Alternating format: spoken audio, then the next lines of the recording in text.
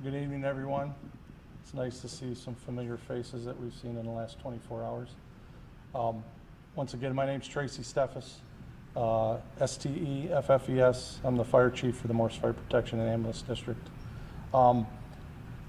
Today at the scene of the fire, we have made some progress. The progress probably started last night when around 3 o'clock in the morning, when a large portion of the building had actually caught fire, and a big portion of that had burned away over the night. The companies on scene were able to monitor it and make sure that the fire didn't jump off the property and infect any exposures in the residential area. So I commend them companies that spent the night there and made sure that fire didn't exit the property lines. When I visited the scene at 5:30 this morning, I was a little disappointed when I seen how much fire and how much smoke we were still emitting from the building. And so I thought we were in for a long day, and it was probably going to go downhill from there. But I think I've talked to a lot of professionals in the nation today through the help of contacts with IEMA and other agencies. And they've had a lot of advice. I'm very open to the advice, and it's been very well accepted, and I appreciate everyone that has called from federal to state agencies to local to offer their advice. So when we went back to the scene today around, I'm going to say right after lunch, we had noticed that the smoke that was being emitted from the building had drastically reduced. So we had assumed that the batteries inside, a large portion of them had been consumed by the fire through the night. The wind direction was in a good spot. Through some of the monitoring and the models that we have been given of the plume of the smoke, we knew it was a good risk to take to approach the building with a large track hoe and start stripping the the metal siding off the building, so we could actually get eyes and do some reconnaissance and see what was in the building, which was very good to us. Chief John Stratton of the Plainfield Fire District, I reached out to John. John's a good friend. We fought a lot of fires together. I have a lot of trust in John. I put him in charge, and between him and one of our Public Works employees, Doug Paff, they took that machine and they stripped the front of that building of about 150 feet of siding, which gave us our first look inside the building and what we were dealing with. We did see some stuff that we weren't expecting in amounts, and maybe some lesser amounts. So there were some things that were different, not like shocking, but we got a good layout, and it was laid out a little different than we were expecting. So with the reduction in fire, we made a decision after talking to many people. We used Steppen Chemical. It's a local chemical company. We brought over 1,000 pounds of Purple K, and we introduced that Purple K into the fire, hoping that we could kill it and choke it out. The lithium fire laughed at the Purple K. Didn't put a dent in it. So we backed out, and we made a choice to use some high flow water to see if we could cool the batteries to the point, because when we seen how much we had burning, we figured if we could cool them batteries to a point, maybe we could then get something on top of them to smother them. The high flow water has actually worked because we didn't have such a large amount of fire at that time. So we've made progress. They're still on the scene. I just came from the scene. My Deputy Chief Wills, my Assistant Chief Wilson, and John Stratton are over there. They're running that operation for me. They're doing a very good job. We are making headway on it. We still have fumes coming out of the building, but nothing to like it was this morning. We've partnered with a local concrete company, Narvik Brothers Concrete and Deconstruction. They're going to bring their conveyor pump and 28 tons of Portland cement, and we're going to cover this about 30 by 40 batch of batteries. It's about 3 foot deep, which is our trouble spot right now. We're going to cover that with dry Portland cement in order to smother that fire, but we're using the water to cool down the batteries. So once we put the Portland cement on the top, we're hoping that's going to smother it. And when I say I hope, I want you to understand, everybody I've talked to today, there's not a person that can tell me this is a definite extinguishment for this fire. And I respect that. So we're kind of blazing some new territories here. We're monitoring for runoff. We've limited the amount of water we've put in. But we are monitoring what we got, what runoff we have. So we want the residents to know that we're very, very in tune with making sure we don't make an environmental hazard out of this worse than what it needs to be. We are going to continue through the night. We have light towers on the scene. The Portland cement's en route. The pump truck's en route. I hope we can smother this thing in the next 2 hours. And then we're going to monitor it through the night. I talked to a fireman in Detroit today. I talked to a fireman in Indianapolis today. They talked about a car fire that they had in an electric vehicle, and how long it took them, 4 to 5 hours to extinguish a vehicle fire. And then I'm being told that sometimes after these cars are towed to a lot because of an accident or something, that some of these fires, they're reigniting after 72 hours later. So this is going to be a lesson for the state of Illinois and the fire service. You know, I guess somebody has to be the guinea pig today, and they chose our city and my fire district. We're going to answer the call, and my men and women are going to step up and take care of this. I'm hoping tonight is a good night for us, and I'm hoping tomorrow morning we have something better to report to everybody.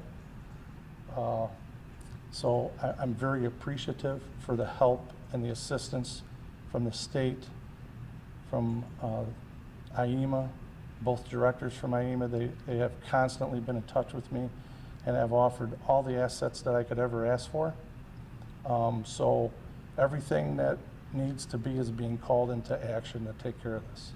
So any questions? Can you tell us the difference between yesterday not being able to use water and now today what role that water is playing? It has played a role, and the reason it played a role today is we didn't have the volume of batteries on fire today when we introduced that water. So that violent reaction we knew we were going to have yesterday, we knew we were willing to take the risk this afternoon. We thought it would be a controlled reaction with the water today because we didn't have as much of the batteries burning. If we would have introduced that water yesterday, it wouldn't have been a good day. So allowing it to burn last night, which was the advice of many, was good. It was a good choice. I have 3 things. One, you said high flow water, is that what you call When I say high flow water, I'm talking 1,000 gallons per minute or more. Okay, what did you say, purple K? Purple K, it's a chemical that is used for firefighting. What color purple? Oh, I couldn't tell you exactly the makeup of it, but it's used in airport firefighting. It's used in a lot of chemical plant firefighting. I talked to the Chicago Fire Department today. I had a good talk with their deputy chiefs of operations.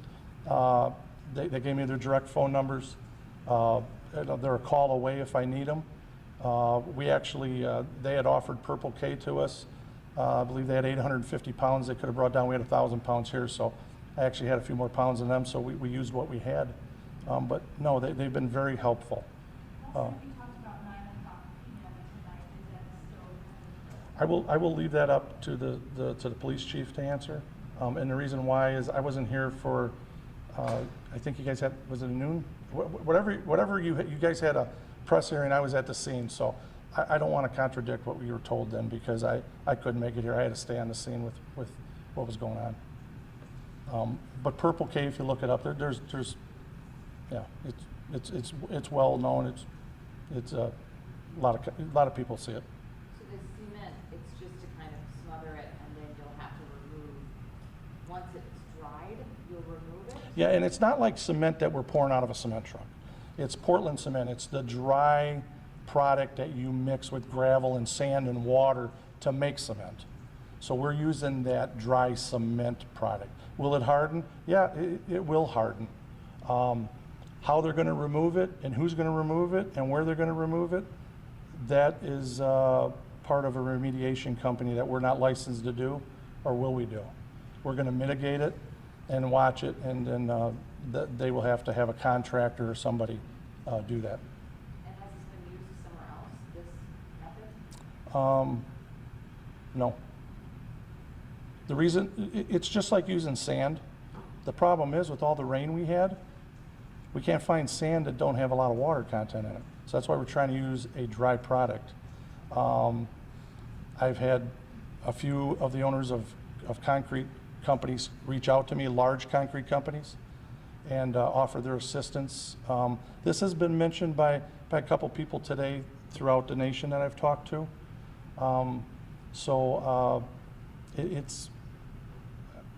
We're hoping it's going to have a good outcome. So I wish I could say it was definitely going to work, but I'll let you know tomorrow. What do you say to those people that have concerns about chemicals getting into the water or the ground? Well, like I said, we didn't introduce a lot of water to that fire today. Nothing like I'd even use on the apartment fire we had a couple weeks ago. We control where we flowed the water. The building is kind of, the way it's designed, it's got loading docks you can drive down into, so the building is doing a very good job of itself of containing, that runoff water. And like I said, we're keeping track of making sure we're not excessively using that water. I know there's monitoring going on, so any other questions? Anything about the air quality? Got any reports? Like I said earlier, air qualities are just favorable in our time right now. Okay? All right. Thank you. My name's Alicia Steffes, S-T-E-F-F-E-S, and I'm the police chief for the city of Morris. So while we have good news in that they're making progress, I get to give you the bad news. Despite the progress, there's still a lot of smoke in the area. Because of the efforts, it's going to probably stir up a little more. We hate to give people the okay to go back and have problems, and we certainly don't want to re-evacuate. So at this time, the evacuation order is being extended till 9 p.m. tomorrow. So that is the word on that. So 9 p.m. tomorrow, the evacuation is extended. Otherwise, everything else has stayed the same as far as the shelters are still available. I won't go through it all again because you've heard it, but you can refer to our Facebook page, WCSJ Facebook page, the cities, and get more information on that if you need it. Any specific questions? And that's just a hopeful 9 p.m. Correct. It could change, but that's what we're at right now, 9 p.m. tomorrow. I know that you can't get into specifics, you talked about that. Can you talk about anything about what was in the building, who handled what was in the building, or anything in that regard? You know, while they have certainly had some visual, there's still not any kind of inventory. It's a mess, it's a fire scene. So, no, no, nothing further on that. Correct. All right. Hi, my name is Alicia Tate-Nadeau, and I'm the Director of Illinois Emergency Management. And what I want to talk to you about today is about the resources that are being brought to bear to support this operation. So far, you have 2 federal agencies that are involved. You have the U.S. EPA. We've also been working with FEMA headquarters in Washington, D.C. FEMA has given us primacy working with the Defense Threat Reduction Agency. So as we do the models that you're seeing today, those models are actually being crunched by supercomputers and pushed down. So everyone is certainly looking at what is occurring today, and we're ensuring that we're coordinating the federal and the state and the local response. In addition, you have 5 state agencies that are involved. Illinois EPA, you have the Illinois State Police, you also have Department of Natural Resources that are involved, you have Illinois Department of Public Health and Illinois Emergency Management, all working in concert in support of the incident commander that stands to my right. In addition to providing the resources that you've heard discussed earlier today, You heard the chief talk about he was in need of subject matter expertise. So we have a best practice whenever an event occurs. We go out and we try to figure out who nationally has seen something like this. Who can we benchmark off of? That's how we ended up looking at Detroit, Indianapolis, and also Atlanta. I will tell you that whenever we start talking about lithium battery fires of this nature, the chief is absolutely right. There were very few people that we could reach out to that have actually seen something of this magnitude before. But they were able to provide the chief with some options, which you've heard him discuss today. And I will tell you that as we get ready to move through this, the governor has been very clear that we are here, the state of Illinois is here to support the incident commander in any possible way, to include the residents of this community. And with that, I'm going to turn it over to the director of Illinois, of EPA, Mr. Kim. Hi, my name is John Kim, K-I-M. I'm the director with the Illinois Environmental Protection Agency, and I just want to give you a brief overview of what our agency's involvement has been so far.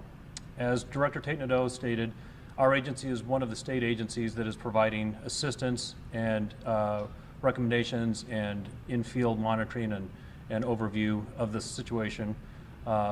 We have an emergency response team that has been on the site since yesterday, and we are working with our federal partners, primarily US EPA, and also the Civilian Support Team, which is an arm of the Illinois National Guard.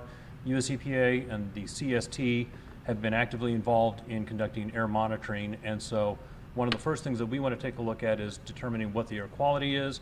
We want to try and get a gauge on if there is going to be an ongoing problem or how severe that problem is, and then we want to be able to provide information back to the incident commander and to the police chief so that they can make decisions based on that. In addition to working with our federal partners and our state partners on air quality, we are also, as the chief noted, trying to keep an eye on any kind of concerns related to water. When you have a fire such as this, you may have situations where you've got water runoff, and so we are actively monitoring the Illinois River. We've determined outfalls that would be associated with this building, and so we're tracking those. If we have reason to believe that we have some concerns, or if we need to do some sampling, we'll take care of that as well. So that's an overview of what we're doing. We're simply trying to, again, provide a complete, as much complete environmental assistance as we can to the decision makers involved, and working as one of the several state agencies that have mobilized to provide assistance. Any questions? When it comes to the water runoff, can you describe what the process is when it comes to testing that water? So what we're doing is,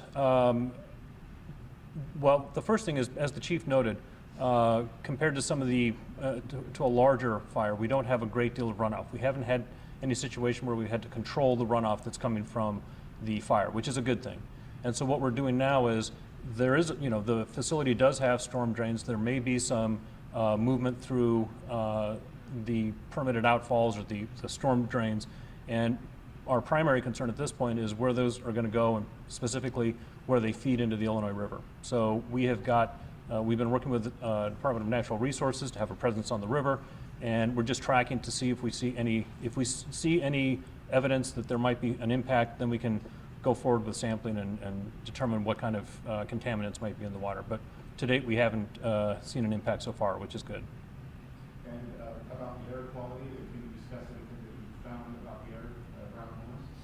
So there are 11 monitors that are being staged between US EPA and the Civilian Support Team, and the data is coming in, and it's serving a couple of purposes. It helps to generate some plume models, so we get a sense of where the plume may be moving, and that's dependent upon, among other things, meteorological conditions. So we've been fortunate. The wind direction has kept the plume away from the major part of the city, which is a good thing. It's also given us some preliminary information as to air quality, and so far the information that we've seen is good, which is, again, a very positive thing. The presence of the plume continues to be a concern, which is why the protective measures that are being taken are a good idea. But thus far, the data that we've seen is positive. And our goal is to work with our partners to compile and then push that information out to the public so that can be made available through the internet. Yes. Could you also say the exact name of the organization, and also what happens if the plume shifts suddenly, and what are people supposed to do? Or do they go to the website and find out, or what do they do? Sure. So I'm the director of the Illinois Environmental Protection Agency. We're the state counterpart to the U.S. Environmental Protection Agency. And I can tell you that, Grundy County has established an emergency operations center. They're tracking all of the meteorological conditions. They're keeping a very good close eye on wind direction. And I know that they've got, measures set up in case they need to take more protective steps. But again, thus far that hasn't been necessary. But it's all being monitored and it's all being tracked very carefully. Okay. Oh. Sorry, one more Yes. question. Does rain and precipitation hold chemicals like this and smoke like this in more, or does it hold it within the drops? You know what I'm saying? Like, does it hold it in place more, or does it hold it within the drops and make it, I guess, Well, so one of the things that we're looking and we're tracking is particulate matter of different sizes. And so as a general matter, if you have rainfall, you're going to have that precipitation being knocked down by the rain, which again can be a good thing depending upon what you have in the constituents, because you're going to limit the the potential effect of that plume. And we have been tracking particulate matter our counterparts have been as part of what they're monitoring, and again the numbers that we've seen have been positive. So, but yeah, it can knock it down a little bit. Okay, thank you.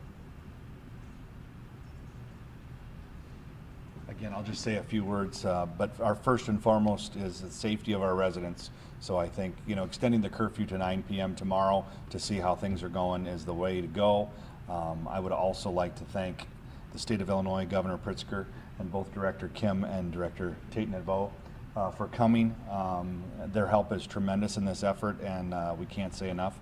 I've also been in contact with both of our state reps and senators, Sue Rezin and David Welter, and updating them as we've went throughout the course of the day, and also been on the phone a couple different times with Congressman Kinzinger, and everybody's offered their help and anything that we could possibly do. So again, we have a tremendous team here, and I just want to thank everybody and their efforts, and obviously that'll continue into the night. So thank you guys for coming, and if you have any questions. Also, I think we're looking to do 10 to, no, what time? 12 tomorrow. Okay. So. Did you issue a disaster declaration for Morris, right? Yes, we did. We issued, I personally issued a disaster proclamation this afternoon. Why does that do anything? Or? It just gets us, aware that we're able to spend any dollars that are necessary to the disaster. So noon tomorrow. Noon tomorrow here, Yes. correct? Thank you, everyone.